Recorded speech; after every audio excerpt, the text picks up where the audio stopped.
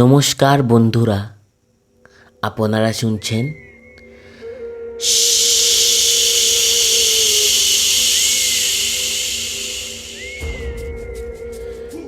Bangla YouTube channel.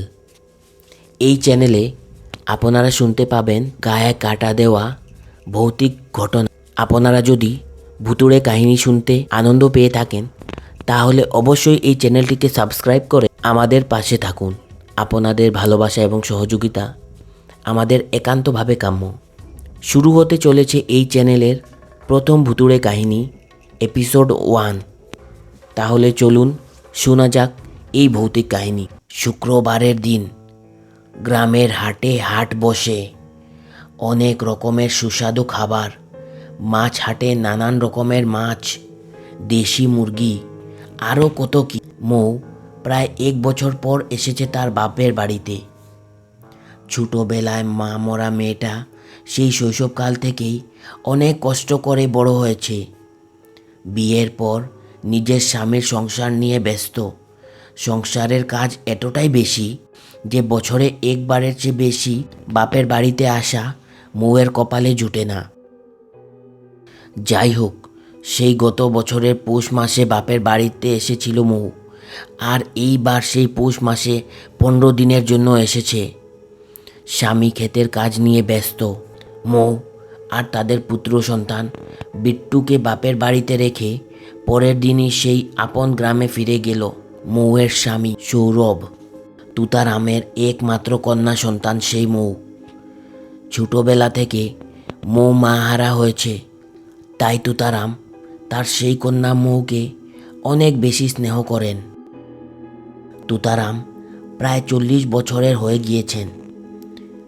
তার ঘরের কাজগুলো তিনি একলা করতে পারেন না, কারণ উনি একজন কৃষক। তাই উনি ঘরের কাজগুলো সামলানোর জন্য একটি ছেলে, যার নাম হরিকে রেখেছেন। হরির এই সংসারে আপন বলতে কেউ নেই। 20 বছরের এই নিরক্ষর হরি সেই ছোটোকাল থেকেই তুতারাম খুড়ুর বাড়িতেই থাকে, আর ঘরের দৈনন্দিন কাজগুলো করে দুমুঠো খেয়ে বেশ সুখেই আছে। মৌ বড় মাছ খেতে খুব ভালোবাসে। হাটবারের দিন বাবা হাটে যাচ্ছেন, তখন মৌ বাবাকে বলল, বাবা, কাতলা মাছ পাওয়া যাবে হাটে? বাবা বললেন, হ্যাঁ রে মা, আজকে তো হাটবার। আজ তো গ্রামের হাটে প্রায় সব রকমেরই জিনিস পাওয়া যায়, তো কাতলা মাছ কেন পাওয়া যাবে না মা? কেন, তোকে কাতলা মাছ খেতে মন চাইছে? মৌ বলল, হ্যাঁ বাবা। তুতারাম বললেন, বেশ, আমি তোর জন্য বড্ড দেখে একটা কাতলা নিয়ে আসব, ঠিক আছে? হরি বলল, ঠিক আছে কর্তা, আমি ওই মাছ সুন্দর করে কেটে কুটে মজা করে রান্না করব। তুতারামের 7 বছরের নাতি বিট্টু বলল, দাদু, হাট থেকে আমার জন্য জিলাপি আনবে? নিজের আদরের নাতি বিট্টুর কপালে চুমু খেয়ে দাদু বললেন, অবশ্যই দাদু ভাই, অবশ্য আনবো।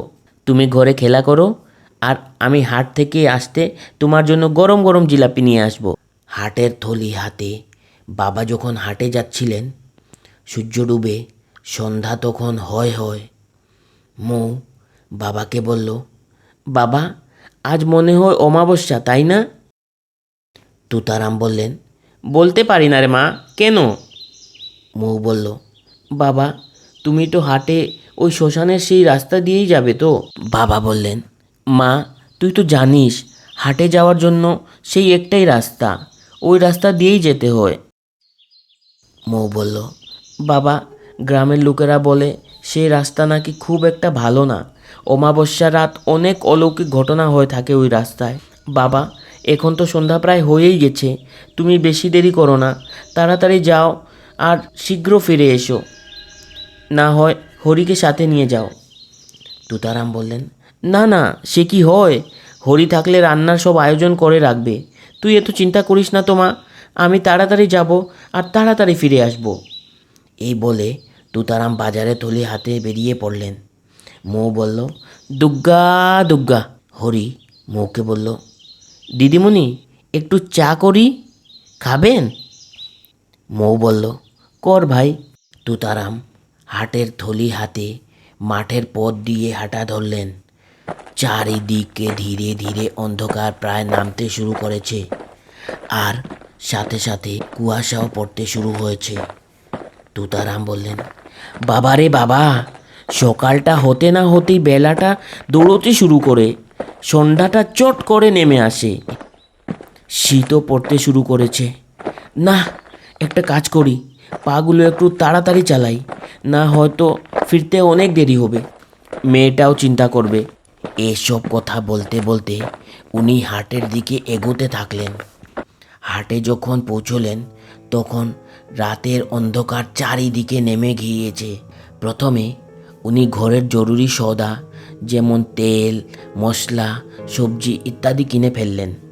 তারপর মিষ্টি দোকান থেকে নাতির জন্য গরম গরম জিলাপি কিনলেন, আর তারপর মাছ হাটে ঢুকলেন।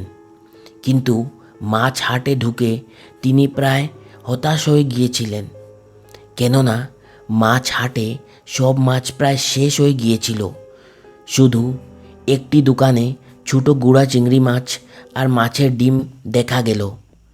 ব্যস্ত হয়ে তিনি আরও একটু ভিতরে ঢুকলেন, কিন্তু সেখানেও আর মাছ পেলেন না। হতাশ হয়ে বিষাদ মনে তিনি হাট থেকে বের হওয়ার জন্য পিছ ফিরে দু এক পা হেঁটেছিলেন মাত্র। এমন সময় উনাকে পিছন থেকে কে যেন ডাকলো, কি হে বাপু, মাছ নিতে এসেছিলেন নাকি? পেছন ফিরে তুতারাম দেখলেন একজন জেলে পাশের মাছের দোকানে দাঁড়িয়ে আছে। উনি তার পাশে গেলেন আর বললেন, মাছ তো নেবার ছিলাম, কিন্তু হাট তো মনে হয় শেষ হয়ে গেছে। জেলেটি তুতারামকে বলল, বাপু, শীতকাল তো, তার উপর সপ্তাহে একদিন হাট বসে, সবাই তো একটু ভালো মন্দ খেতে চায়, তাই নাকি? মাছ অনেক উঠেছিল বাপু, আজ গ্রাহকও অনেক ছিল, তাই হাট অনেক তাড়াতাড়ি শেষ হয়ে গেছে। তা বলুন, আপনাকে কি মাছ দরকার ছিল?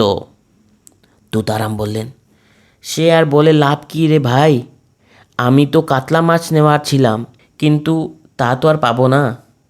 তুতারামের কথা শুনে জেলে বলল, বাপু, কাতলা তো নেই, তবে একখান কাংলা মাছ রাখছি, ভাবছিলাম ঘরে নিয়ে যাবো, তবে আপনি যদি নেন নিয়ে যান, তবে দাম একটু বেশি পড়বে।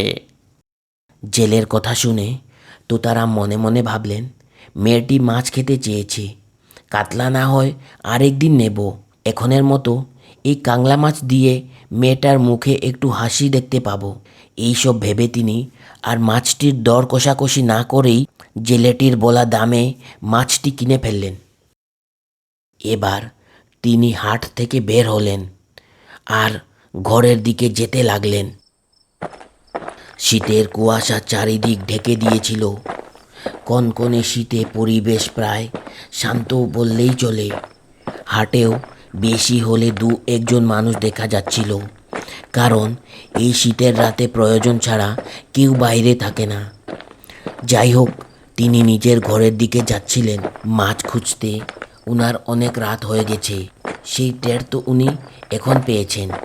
নিজেই বলতে লাগলেন, এই সেরেছে, রাত তো অনেক হয়েছে মনে হয়, ঘরে মেয়েটাও হয়তো চিন্তা করছে, না না, তাড়াতাড়ি যাই। এই বলে হন হন করে তিনি ঘরের দিকে ছুটতে লাগলেন।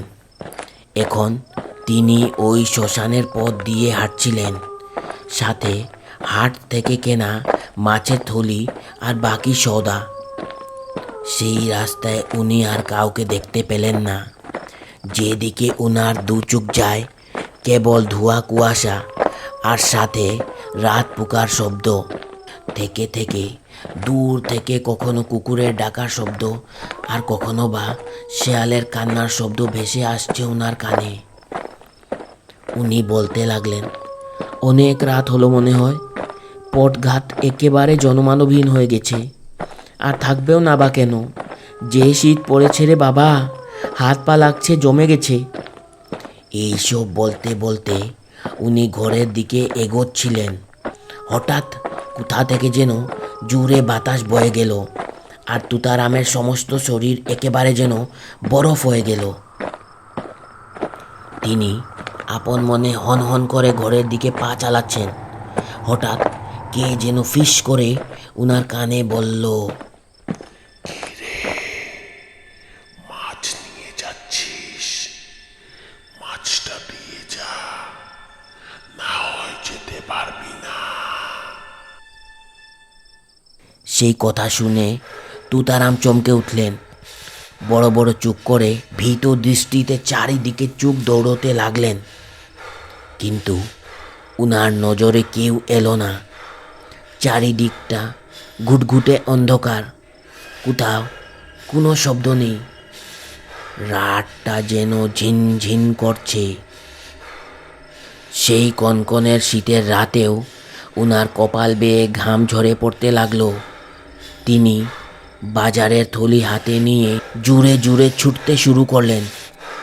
এখন উনার কানে একটি শব্দ ভেসে আসলো, মাছ দে, নইলে প্রাণ দে। তুতারাম মুখে রাম নাম করতে করতে নিজের ঘরের দিকে ছুটতে থাকলেন। হঠাৎ উনার কাঁধে কে যেন চেপে বসলো। তিনি আর তিল মাত্র নড়তে পারলেন না।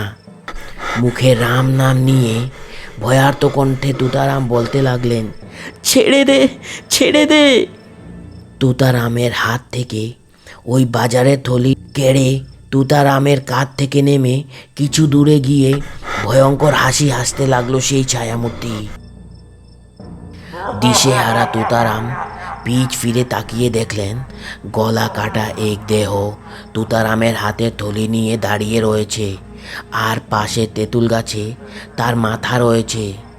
সেই গলা কাটা লাশ তুতারামের হাতের ব্যাগ থেকে কাংলা মাছটি বের করে সেই কাটা মাথাটির কাছে নিয়ে গেল, আর সেই মাথা ওই কাংলা মাছটি কাঁচা চিবিয়ে চিবিয়ে খাচ্ছে। সেই দৃশ্য দেখে তোতারাম চিৎকার করে মাটিতে পড়ে জ্ঞান হারালেন। এইদিকে অনেক রাত্র হয়ে গেছে, কিন্তু বাবা এখনো ঘরে ফিরেন নাই। দেখে মৌ চিন্তিত মনে হরিকে ডেকে বলল, হরি, হরি ভাই।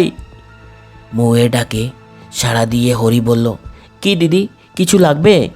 মৌ বলল, ভাই আমার কিছু লাগবে না, কত রাত হয়ে গেছে, বাবা এখনও ফিরেননি। ভাই পাড়ার কিছু ছেলেদের নিয়ে একটু এগিয়ে দেখে আয় না ভাই। দিদির কথা মতে হরি তার বন্ধুদের নিয়ে তুতারামের সন্ধানে গেলে শ্মশানের রাস্তার পাশে উনাকে জ্ঞানহারা অবস্থায় পেল।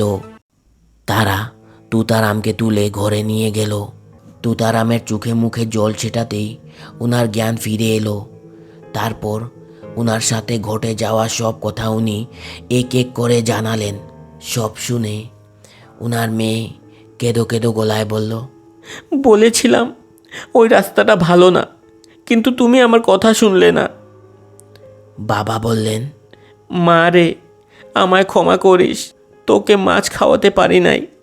মৌ বলল, আমায় মাছ খেতে হবে না বাবা, তুমি নিরাপদ বাড়ি আসলে এর থেকে বেশি আমায় আর কিছু লাগবে না।